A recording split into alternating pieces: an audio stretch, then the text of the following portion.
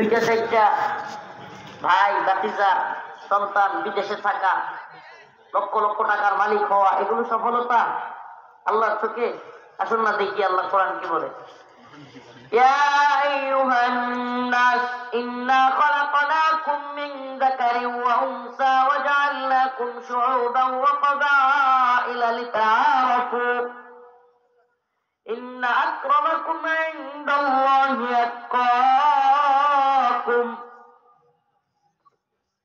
الله رب العالمين বলেন يا أيها الناس إنا خلقناكم من ذكر وأنثى হে মানুষ, তোমাদেরকে আমি একটা পুরুষ এবং একটা নারী থেকে সৃষ্টি করেছি।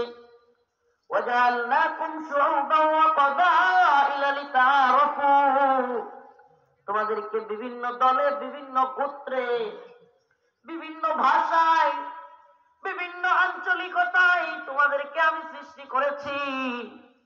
কেউ কালো, কেউ সাদা, কেউ শ্যামলা, কেউ নাইজেরিয়ান, আফ্রিকান,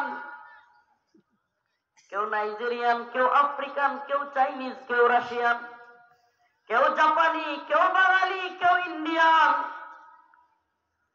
কেউ দেখতে কালো, কেউ দেখতে সাদা, বিভিন্ন রঙে বর্ণে তোমাদেরকে পাঠানো হয়েছে।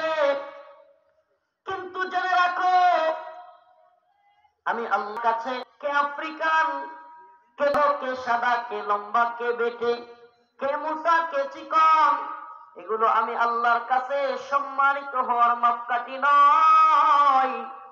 আমি আল্লাহর কাছে সম্মানিত হওয়ার মাপকাঠি হলো ইন্না আক্রামাকুম